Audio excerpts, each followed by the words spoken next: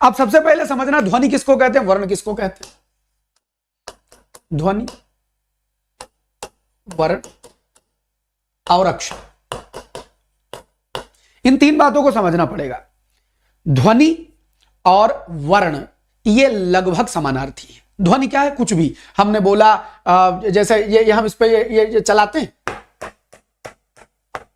इसको भी ध्वनि कह सकते हैं, इसको ध्वनि कह सकते हैं। कोई भी दुनिया में आपके जहन में आवाज जाती है उसको आप ध्वनि बोल सकते हैं। इसके ध्वनि होने में हमको कोई दिक्कत नहीं। लेकिन इसी ध्वनि को जब एक व्यवस्था बना दिया जाता है, एक पहचान दे दी जाती है, तो उस पहचान को वर्ण कह देते हैं। तो ध्वनि वर्ण का समानार्थी है, ध्वनि वर्ण के समानार्थी के तौर पर मिलेगा। तो उस सवाल में ध्वनि लिखा है, आप उसको वर्ण समझ लीजिएगा। यह जो अक्षर लिखा है यह ध्वनि और वर्ण से एक स्टेप आगे की चीज होती है। बेसिकली आप ये कह लीजिए कि वर्ण, ध्वनि तो आपको रेयर मिलेगा, लेकिन वर्ण से एक अक्षर आगे की चीज होती है अक्षर। वो क्या होती है इसको समझिए।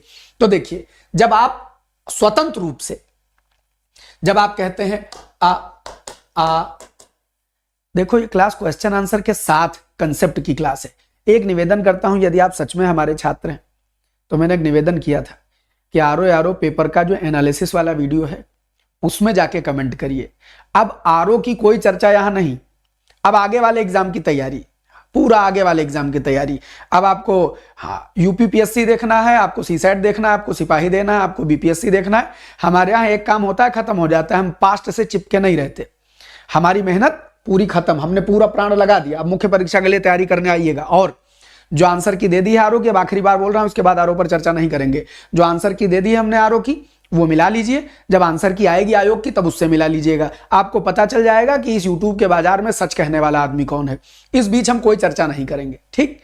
बस इतना जान लीजिए। बाकी लीक हुआ है नहीं हुआ है ये सब खबरों में आ जाएगा, पता चल जाएगा, शासन प्रशासन निर्णय ले लेगा।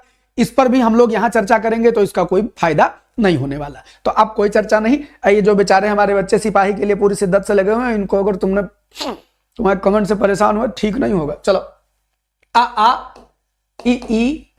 अब यूपीएससी वाले और टीजीटी पीजीटी वाले सारा व्याकरण पढ़ लो, यहाँ पूरा व्याकरण पढ़ा डालेंगे। इसमें हिंदी साहित्य, इतिहास सब आएगा। पूरा सिलेबस है सिपाही में, पूरा सिलेबस है। छोटा बड़ा, छोटी बड़ी, छोटाऊ बड़ाऊ, री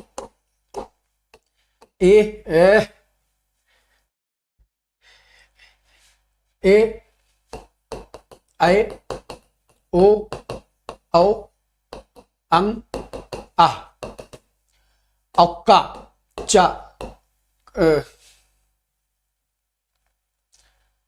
का चा टा ता पा खा छा ठा था फा। 2 मिनट समझना पड़ेगा। गा जा डा दा बा और घा झा ढा धा और भा और अंगा इया ड़ा ना और मा और या।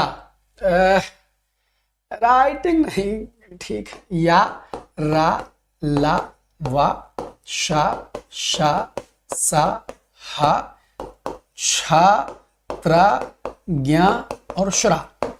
हिंदी वर्णमाला में बस इतना मजा लेना है, इससे ज्यादा कुछ नहीं लेना है। इतना लेना है, इससे ज्यादा कुछ नहीं लेना है। अब आप समझिएगा कि ये जो इतने लिखे हुए हैं इनको बोलते हैं स्वर। इसका नाम क्या है? अनुस्वार। इसका नाम क्या है? विसर्ग। इन दोनों को मिला के क्या बोलते हैं? अयोगवाह। ये जो आपके इतने हैं ये 33 व्यंजन है। उसके अलावा ये कुछ एक्स्ट्रा वाले व्यंजन होते हैं। अब अगर आप इन पर ध्यान दे लें तो आप पाएंगे गुरुजी इनको स्वर कहते हैं, इनको व्यंजन कहते हैं। स्वर को स्वर क्यों कहते हैं, व्यंजन को व्यंजन क्यों कहते हैं, इस बात को समझिएगा, आपको मजा आ जाएगा। कंप्यूटर एक पन्ना और दो। सुनो, जो स्वर होते हैं इनका उच्चारण स्वतंत्र है। ये रटा हुआ है, आज तक प्रयोग नहीं किया, आज प्रयोग करवा देते हैं। उच्चारण स्वतंत्र है। स्वतंत्र उच्चारण क्या होता है? क्या होता है? आपने बोला आ ई उ मुंह से निकल रहा है। लेकिन अगर हम तुमसे कहें कि चलो इसको स्वतंत्र रूप से बोलो, तो जैसे ही तुम बोलोगे का तो उसमें ऑटोमेटिक आ जाएगा आ। हमने भैया सुन लिया, ठीक। का और ये जो लिखा है खा, क्या आप किसी भी आधे अक्षर को स्वतंत्र रूप से बोल सकते हैं? स्वतंत्र रूप से बोल सकते हैं? बिल्कुल नहीं बोल सकते। अगर आप आधे अक्षर को स्वतंत्र रूप से नहीं बोल सकते हैं, इसका मतलब वही जो आधा अक्षर है उसी को भाषा वैज्ञानिकों ने नाम दिया है क्या? व्यंजन। व्यंजन।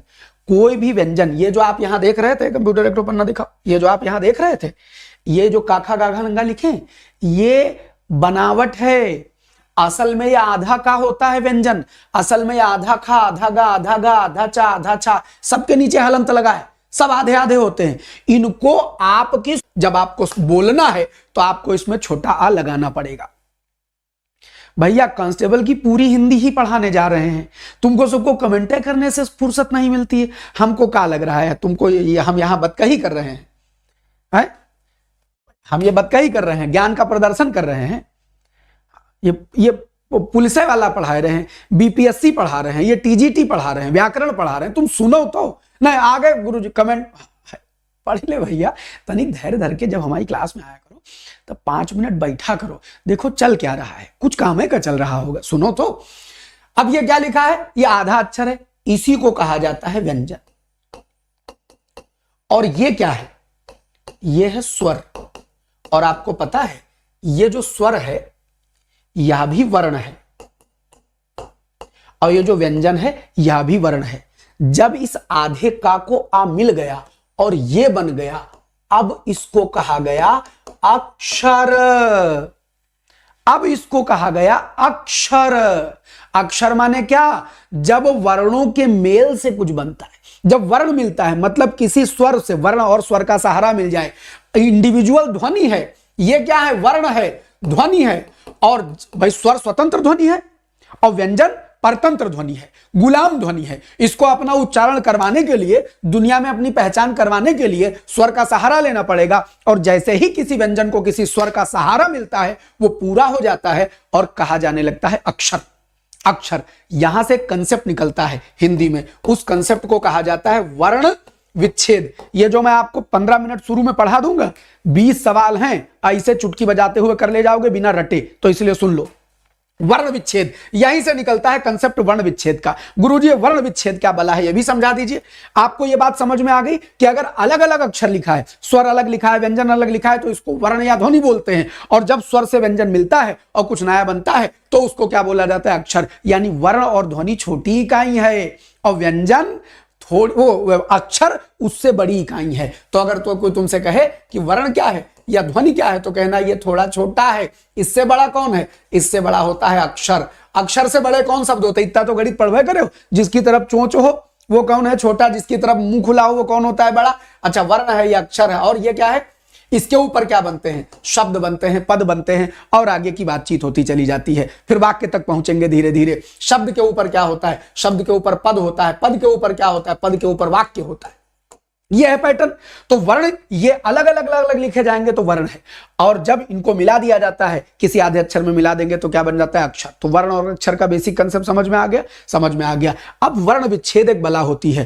कोई पेपर ऐसा नहीं है जिसमें न पूछा जाता हो, चाहे सीसेट हो, चाहे बीपीएससी हो, चाहे टीजीटी हो, चाहे झारखंड का हो, चाहे एचपीपीएससी का हो, हर जगह पूछा जाता है कि वर्ण विच्छेद एक बला होती है। कंप्यूटर जी एक पन्ना दो, वर्ण विच्छेद बता दे। वर्ण विच्छेद माने कंसेप्ट है। वर्ण विच्छेद माने, वर्ण विच्छेद माने होता है जैसे अक्षर है, आपके सामने कमल लिखा है, या चलिए कम लिखा है, कम। अब आपसे कहा जाए इसका वर्ण विच्छेद करिए, शांति से आनंद से पढ़ना, वर्ण विच्छेद करिए। तो वर्ण विच्छेद माने इस का को, ये समूचा का है तो इसमें छुपा हुआ है कुछ। क्या गुरुजी? इसमें व्यंजन और स्वर की मिलावट है, बस उसी को अलग कर दीजिए। स्वर और व्यंजन को अलग अलग कर देने को ही वर्ण विच्छेद बोलते हैं। तो ये का क्या है? आधा का और आ है। और ये मां क्या है? ये आधा मां और आ है। ये क्या हो गया? कम। ये क्या हो गया? कम। गुरुजी अच्छा, अगर यही कीम लिखा होता, तो मान लो कीम लिखा होता, तो कीम का वर्ण विच्छेद क्या होगा? तो ये होगा आधा का, और इस पर काहे की मात्रा लगी है? गुरुजी बड़ी की मात्रा लगी है, तो ये बड़ी लगा दिया। ये क्या हो गया? इस पे लगा दिया बड़ी। इसके बाद ऐसे चुटकी बजा के सब सॉल्व करोगे, बड़ी लगा दिया, और आगे क्या लगा दिया? आधा मां। और जिस पे कोई नहीं, याद रखना, वर्णमाला में एक गाना गा लो, जिसका कोई नहीं उसका तो छोटा है यारों। खुदा दुनिया में होता है और वर्णमाला में छोटा आ होता है। जिसके ऊपर कोई मात्रा नहीं, तुम समझ लेना कि उसके ऊपर छोटा की मात्रा लगी हुई है। तो समझिएगा, ये मां और इस पे आ, ये वर्ण विच्छेद है। और देखिए मास्टर साहब, संत का वर्ण विच्छेद करिए। संत का स्वर अक्षर, स्वर और व्यंजन को अलग अलग करना माने वर्ण विच्छेद, और कुछ नहीं करना है। समझिए, सा क्या है? आधा सा। और उसके बाद क्या लिखा है? छोटा। फिर उसके बाद क्या लिखा है? आधा ना। तो आधा सा, आ, आधा ना, और देखो ये अलग अलग हो गया। फिर इसमें क्या जोड़ दिया? आधा ता, और इसमें क्या जोड़ दिया? ये संत का वर्ण विच्छेद हो गया। माने एक एक वर्ण को अलग अलग कर देना, एक एक स्वर को, एक एक व्यंजन को अलग अलग कर देने को क्या बोलते हैं? वर्ण विच्छेद बोलते हैं। तो ये हो गया संत। अगर आपसे कोई कहे गुरुजी कमला का वर्ण विच्छेद करिए, तो क्या करोगे? करोगे का आ, फिर क्या करोगे? मां आ, फिर क्या करोगे? ला और बड़ा आ। मास्टर साहब प्रश्न का विच्छेद करिए, प्रश्न का विच्छेद करिए, वर्ण विच्छेद करिए। तो प्रा क्या है? प्रा है आधा पा और रा। अब रा जो है, यहां देखना, ये जो प्रा होता है ना, ये आधा पा और रा होता है। लेकिन रा तो समूचा है, तो समूचा तो नहीं होगा, इसको छोटा मिला होगा। तो इसको आधा रा बना के छोटा बनाओ। ये प्रा के 3 टुकड़े बनेंगे, फिर आधा सा बनेगा, फिर आधा ना बनेगा और आ बनेगा। तो क्या ये बात बुद्धि में चली गई कि वर्ण विच्छेद का सिंबल सा मतलब होता है एक एक स्वर, एक एक व्यंजन को अलग अलग करके लिख देना। अब अगर तुम ये समझ गए कि वर्ण विच्छेद क्या है, अगर तुम ये समझ गए कि इनका क्रम क्या होता है, स्वर व्यंजन को अलग अलग क्या कहते हैं, स्वर का उच्चारण स्वतंत्र होता है, व्यंजन किसी की सहायता से बोला जाता है, और ये वर्णमाला पूरी इतने स्वर होते हैं, व्यंजन इनका योगवाह कहते हैं।